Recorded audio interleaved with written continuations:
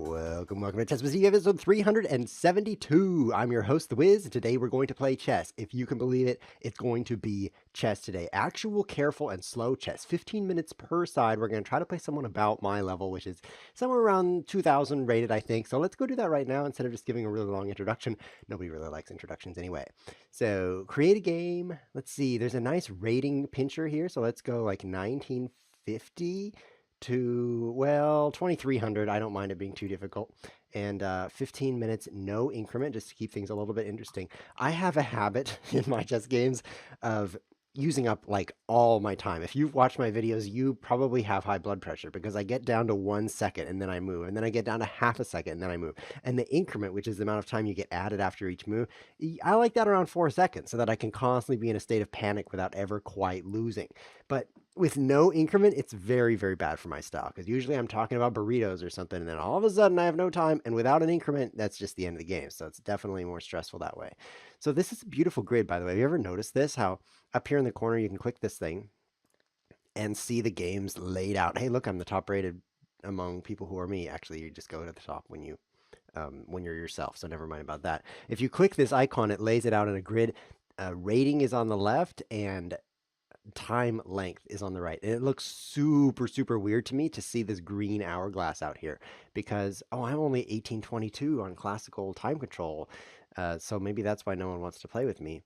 Let's expand this a little bit to 1850, I guess, and let a few more people join into the possibilities here. So my rating in classical chess is not the best because I'm not very good at classical chess. There's another reason too, because I don't care about my ratings. If you notice me trying to make my rating go up, I know it's hopeless. If I didn't have the show, it'd be really important to me to have a high rating. I mean, seriously, super important. Rating is like money to me, and chess is like gambling. Who's going to win them rating points from the opponent? Oh, we're playing Jokohan. Good luck. Does that say Jokohan or Jokohar? I can't see. Okay, we're going to play e4. You're on camera. HTTP twitch.tv/ChessWhiz. This is actually a live broadcast in case you're watching on YouTube and you're confused about whether it is or not. And so there's pretty much no editing. Sometimes I delete the first part that's a timer that's counting down. I delete that part because who wants to watch that? And then the rest of it pretty much goes on YouTube. So that's why the quality of the video is sometimes a little sketch. Like, why did he leave that in there? It's because it's actually broadcast live. And there's people in the chat watching right now. Some of my best friends like Full Metal Duck, who's one of my best friends. He's complimenting my stream quality right now. Most people do that. My opponent's not moving, though. The green dot means he's here. Joined the game. But that's not good enough. I need a move. I need a move from you. Go? You know what I'm going to do? I'm going to increase my fishing poles in this lake. So let's create a new game. So one thing you can do when you're waiting for someone is just start a second game, right? And if they both join, then oops, you're playing 2 games at once. However, when one accepts or makes their move or whatever, then the other one you could just try to cancel really quick before it gets too deep in there. So let's just do both at once. Here we have a game against Ens Jovis. So we're going to cancel this one and then jump over to Ens Jovis. He's a long time viewer. This guy's probably 80 years old because he's been watching ChessWhiz TV for so long. It's Sicilian defense, closed variation. Good luck. Good luck. He's actually in the chat box right now for the live stream. Did he just play Sicilian? What's happening? Oh, my scroll wheel's doing weird things. Okay. I'm going to play f4. I enjoy this kind of style against the Sicilian defense, and it's not the typical style. Usually against e4, c5, you see the knight coming out and then d4. This is called the open Sicilian with d4. It's called open because it's a little more open. And these pawns trade, white getting an open file here, black getting an open file here. So much theory about this opening. I mean, there's books upon books upon books that have been written about that. But you know what? We're not even playing it. So all those books are completely useless right now because we're not going to play d4. We're just going to play d3. So much simpler. And that way I can focus more on the queen side with this extra space here. Maybe not queen h5 exactly, but you know, sometimes white plays this way, and this is the only opening I know of where queen e1 makes sense. Usually if you play queen e1, the opponent offers you a take back. He's like, was that a mouse slip? I think that was a mouse slip. But in this specific opening, You would actually castle queen e1 because you can get onto this diagonal and actually play it. I'd be curious to know if you can think of any other openings besides this closed Sicilian where queen e1 is a move that doesn't mean, oops, that was a mouse slip. Can I have that back, please? I got a notification on my wrist. David Hay has subscribed to me on YouTube. You guys, you can buy this watch for just like hundreds of dollars, and then you can get emails on your wrist, which is so useful because, my phone used to be so distracting, but now it's not. My watch is so distracting. Great upgrade. Great upgrade. I actually wish I hadn't castled there. I wanted to take the knight because doubling up his pawns this way is hopefully he'll just play bishop g4 or something so I can take the knight. Doubling up his pawns really kind of stymies his counterplay in this kind of position because the two c pawns here are doubled. That's not really the reason. And then they're not doubled, and so I'm not going anywhere with that. But anyway, it's better for me. I really want to focus on the king side area over here, and so I'm going to decline this challenge. And so by doubling his pawns here, he can't. Good. I'm glad he did that. So if he'd played bishop d7, I would have been annoyed with myself because he would then be able to recapture with the bishop and blah, blah, blah, blah. Worse for me. So I think d3, queen e1, queen h4. He's going to have to protect this bishop, like knight f6, right? And then there's an interesting technique. I'll play d3 first. Against these doubled pawns because they're doubled. If he ever plays d5, then that leaves this pawn kind of weak. And actually, these two moves can put pressure on it, which they're pretty weird moves. So this opening is kind of unique in that bishop a3, not very common move. Queen e1, not very common move. But in this opening, they can both work. This diagonal is very powerful for him, and this is also powerful. So I'm hoping that I can actually just play b3 and move everything off of this diagonal completely. And not rook b1 specifically, that would be a stupid spot for the rook. But overall, just neutralize the bishop by giving it nothing to attack. Because the bishop, it is pretty powerful. But my focus, of course, is on the king side. I don't want to spend a lot of moves doing what I've just described because they're not investments in the future. They're investments nowhere. Is there such a thing as an investment in the past? Or investment in the present? Investment in the present. Yeah, when I bought somebody a great big computer, I was like, this is an investment in a present for you. I don't think that's what I meant.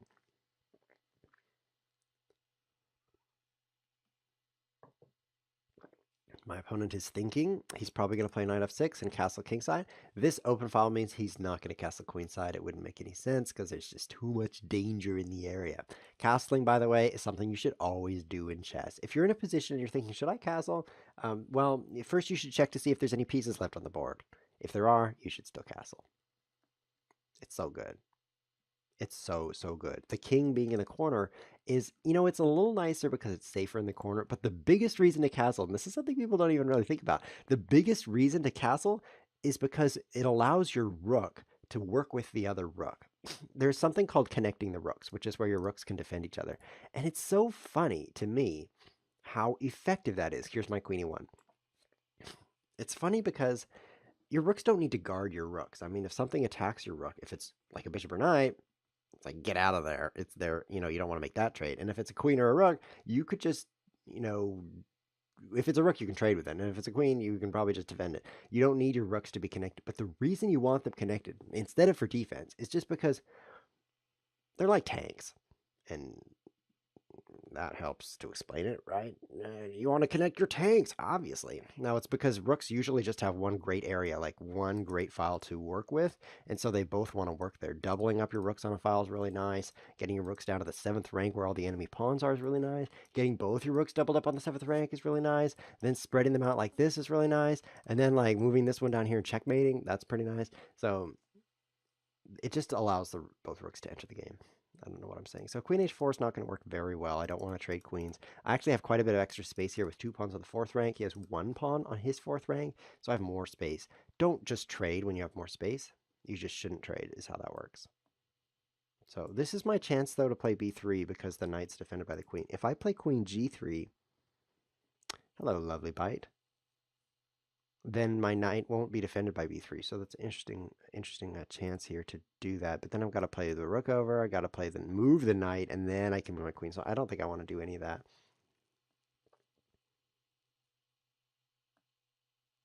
I could play h3 also. You know, the fact that he's blocked in his bishop like this actually could be quite problematic for him. After h3, he cannot move back because g4 traps it. He's like, no, that's called bad for him. So he would have to trade for my knight, which I think could be pretty good for me. And I wonder if I'd want to retake with the pawn. That would be pretty radical. Get this open file, move everything over, all the cannons to this file, and then march down with the pawn. Probably not. I could take with the rook. That'd be pretty nice. Oh, it's a really tough choice. Capturing with the pawn. It's really intriguing to me because of the open file it creates, and I know he's going to castle right there. I could do some damage, but oh, who would want to damage people? That sounds bad. So let's not do that. Let's lift the rook.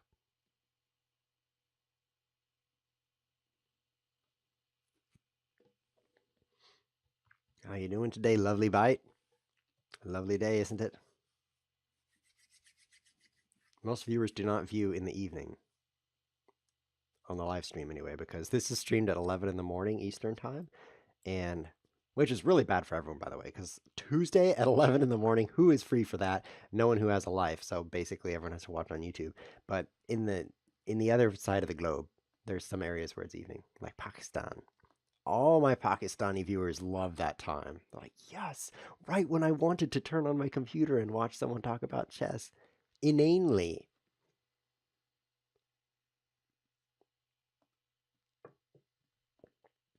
I'm regretting this already. Why is my rook way up here? Stupid. So I'm tempted to g4, you know, and just pawn storm like crazy. Just tempted to do that. After the game, I will be really interested to see the computer analysis and see what moves it thought were terrible mistakes and what moves it recommends instead. And also something you can look at is other moves you were considering, especially on slower games where you can actually have time to consider other moves. You can play those moves and then ask the computer, hey, was this stupid? And often it was, because most of your ideas are stupid. Admit it when you are comparing to perfection. So definitely, when you play a slower game like this, look at the computer analysis afterward, preferably with the opponent. And that's called a post-mortem, which is where you kill somebody and then you go through their body looking for different organs.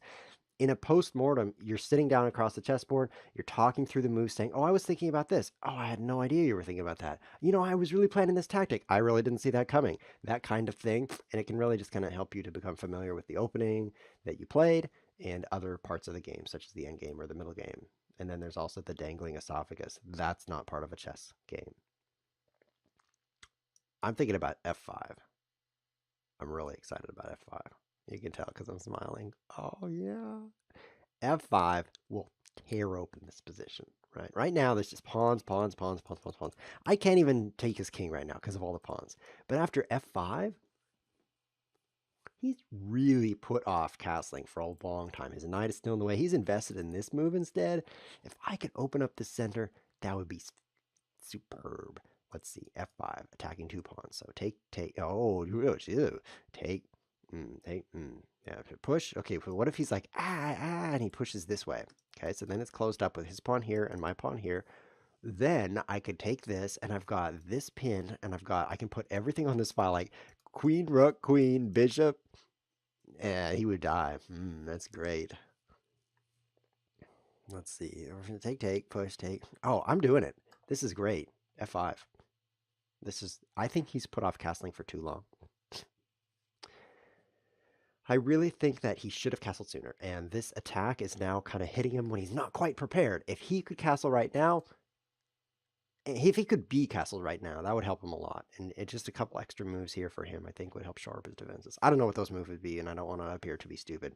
That would be terrible. I don't have the show for that purpose. The reason we have ChessWhiz TV is because I love streaming without wearing any pants. There's another reason, though, so hold on a moment. That's what if I take my own pawn here. If I take this, it opens up this. Okay, so that's not really beneficial to me. If I take this, it opens up this, and that's also not beneficial. So, if I play here, it doesn't do anything. Okay, if I move the bishop at all, I can lose this pawn. That seems exciting. Should he really just get away with this by castling? I could play g4, g5. Does that threaten anything? queen g3?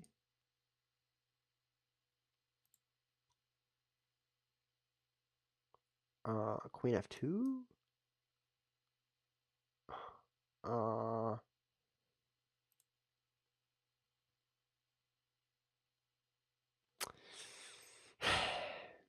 I feel kind of stupid because when I played f5, I'm like, this position is so great. He can't castle and I'm going to beat him. And then he just castled. And now I have nothing. That's really awesome. I'm actually tempted to play g4 because I want to bring more things in here. And if I move the bishop, I lose this pawn. And if I move the pawn, I'm at high risk of this diagonal. High risk. So I'm going to play king h1. Brilliant move, ChessWhiz. Actually, king h1 is often played eventually in this kind of thing because this diagonal is kind of open, and now it's not. Also, if I open up a file here, you know, the king is out of the way, so I can put rooks there, so that's pretty good. The creator of the website, this website, lichess.org, is currently in the live chat right now, so if you want to say thank you for creating this website, or if you want to say, hi, I'm super glad I'm talking to a famous person, you can do that right now. But if you're on YouTube, you can't. He won't hear it or anything, so that's too bad because most of you are on YouTube. That's really sad. That's so bad, but there is something good to focus on. You know what? The sun is going to burn for a lot longer before it gets too big and destroys all life on Earth. A lot longer. So that's something nice and positive to focus on. Let's disappear while we focus on that.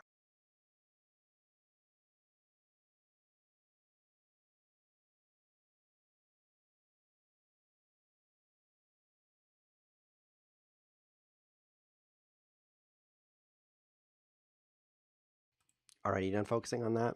I'm kind of done. He plays rook e8. So I think I'll just play g4. Is he going to take this way now? Oh, he moved off of the F file. So now opening the F file might be completely cool to me. I'm going to do that. I don't want to think about it because if I think too much, I might decide it's stupid. Don't want to do that, right? So I'm just going to move first, ask questions afterward. So the rook on the E file meant that take, and I couldn't even recapture because eek, right? That's pretty powerful. So I suddenly want the E file to be a bit close. Oh, I'm glad he captured this way. Toward the center is generally speaking, rule of thumb speaking, the better direction. But I've got, oh, I'm going to lose this pawn. Is it worth it? Pin the knight, lose the pawn. Then here, super wham bammy pin. He can't do much. Like, he can't take the e pawn. He'll lose his queen, which is more valuable than a pawn. Okay.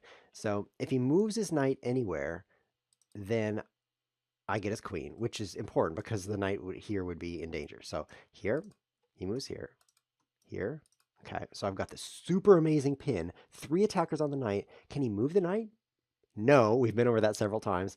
Can he defend the knight? He's got a bishop defending it. He's got a queen defending it. He can't defend it with his rooks. He can't defend it with his pawns. He's in big trouble. 3 attackers, 2 defenders. His rook might capture this next, though. Let's do that in red. This is how I think I just draw on the screen. So, think about this. Then he'd be attacking my knight. So then I take him, take. You know what? That's not very good. But what if I move the knight afterward? Okay, so then I save the knight, making a lot of concessions here, right? Because let's say I move the knight, kind of like that. He might just move his queen, attacking the knight again, and then he's not pinned anymore. So I should just play b3. Let's kiss my own hand first. b3. He would want to move this like that. Ooh, nope, not like that. He would want to move that. I'm playing b3. I have a very interesting way of analyzing moves. This is something you should not do, but, you know, I've got 2 possibilities, 2 paths, 2 options in the fork in the road. And the first option, I'd analyze everything about this move. I mean, just like we did. We drew on the board. I'm like, I goes here, he goes here, I go here, he goes here. Okay, and then I goes here. And what happens is I conclude, well, that's not very good. Usually that's the conclusion in life. Like, should I eat this spaghetti? No, that's not very good. So after analyzing that path, I say, well, then I shouldn't go on that path. So then I just go on the other path without even thinking about it. Because obviously, if option 1 is bad, just go on option 2 and just discover the pleasures of blunders. Don't even think about it. I'm going horse. It's so good. You don't even have to think about b3 because you know that bishop g5 is not very good. So b3 must be better. It's like proven to be better. I mean, it's just proven. I would give you another analogy, but I can't think of one, and also I'd be wrong. So let's not even do that.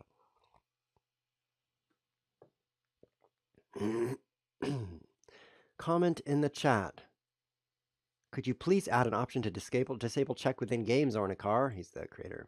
Please do that. Please, please. It would make it possible for Wiz to play strange variants. That would be so true, because if I could turn off check, then I could play lots of cheating variants. For example, we played a variant about 700 years ago where it was called arm's reach chess, where pieces could only move 2 squares, like only 2 squares maximum. So the rooks could move 2 squares at a time. Queens could move, like, diagonally 2 squares straight to. It was pretty interesting because open files weren't what they used to be, because you couldn't zip down the file in one move. It was a very interesting variant, but because you could have check, you'd move your rook to the open file, which would technically check the opponent, and then they would have to move their king, even though you couldn't really reach that far because the rook can only move 2 squares. So if we could turn off check, we could play that variant again the correct way. That would be really fun. And then the response to that request is, I could do that, but there's lots of things I could do. And some of them are more important than ChessWhiz. So that's too bad. I totally see that, because I'm a super famous person now, just like the creator of this website. Oh, he moves his knight. So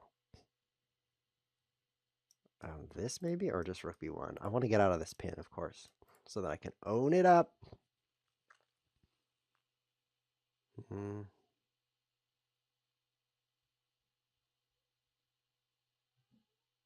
I'm thinking maybe bishop b2. But I don't want to play that move.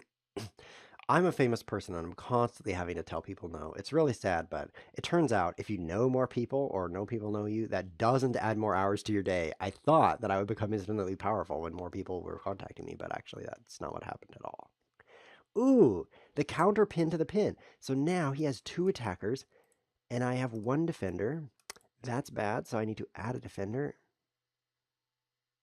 Maybe just bishop g2, d2, I mean.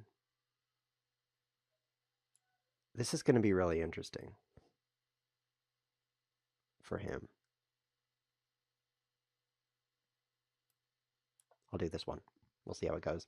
So he's, of course, eyeing this pawn. It's actually very effective to take the knight, which removes the last defender, and then take it. But I have an idea, which is to put my queen in here and checkmate him. That's an idea right now.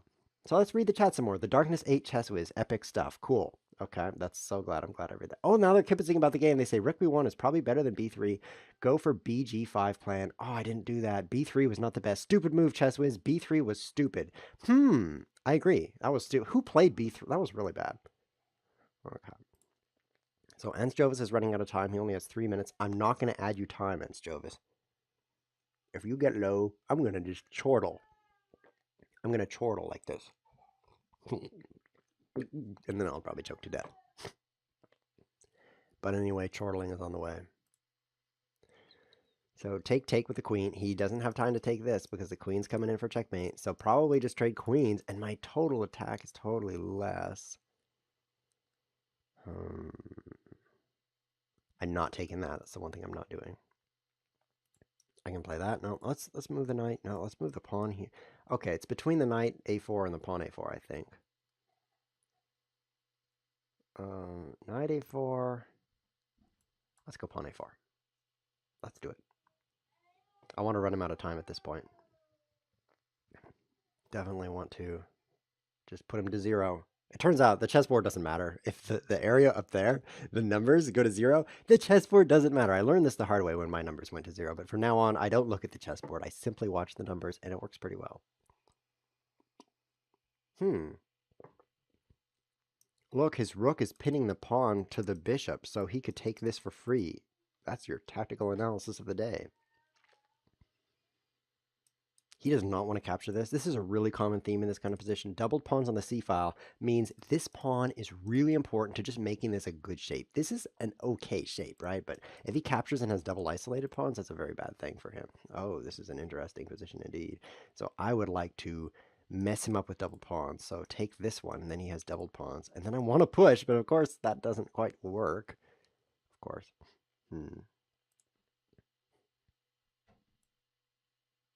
I can also take this way and then push this way. Oh, that's pretty cool. But there's a tactic. He sacrifices his rook for the bishop. I take back, and then he forks me. Oh, that'd be pretty bad. I want to take and then play d4, but d4 would be hanging. All these things I want are bad. Does that sound familiar?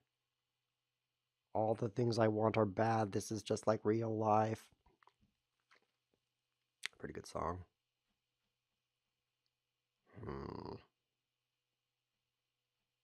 What if I just defend? Oh, the momentum is totally gone out of my momentum book.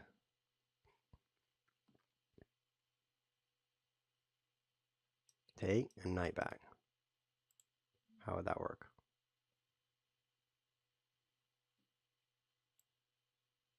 This is terrible. This is really terrible. I think b3 was my super big blunder. I went from having a great amount of momentum. Oops, I just blundered my bishop. After all that thinking, isn't that so common? The longer you think, the stupider you get. It's really, really typical to be like, oh, I can't move yet. I love playing other kinds of board games, not just chess. And I get into this analysis paralysis where I'm like, oh no, but if I build that, and then I'll have, that's worth 2 victory points, but that wouldn't be worth 1. I don't need victory. And then after like 5 minutes, you're finally, your opponents are like, just do anything. So you're like, oh, okay, I'll do this thing I thought about for 5 minutes, and you do it, and then you're like, okay, I just lost. Oh, he didn't take my free bishop. That's very encouraging to me. That's very encouraging to me. Thank you for not taking my bishop.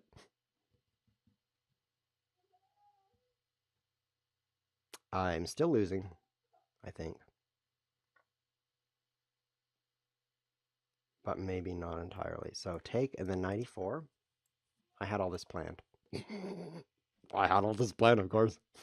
I mean, obviously this is really good for white, so that's why I did it. Let's count the pawns. I have 5 and he has 6. 6 is 6 more than 5? I think that's about the same, 6 and 5. So now I'll take this. He can't take this way because of the pin. He'll take this way,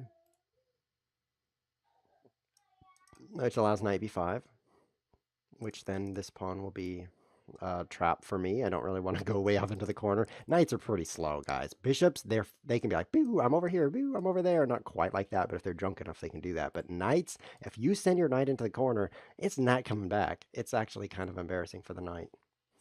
It's like so many moves just to get out of there. But I'm hitting some good squares on his part. Like, he can't go to any of the green circled squares without certain death. So he has to choose this one, or this one, or this one, or this one, or this one. And all of those are really embarrassing. Oh, he chose one of the embarrassing ones. Fantastic. So now I can do something cool like this. Whoa. Here, attacking this and this. So he defends that. Maybe I should just take here.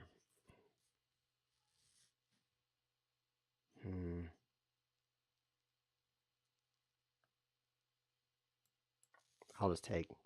3 pawns are good. He has less than a minute, so if I can play smartly, then he will die a slow death.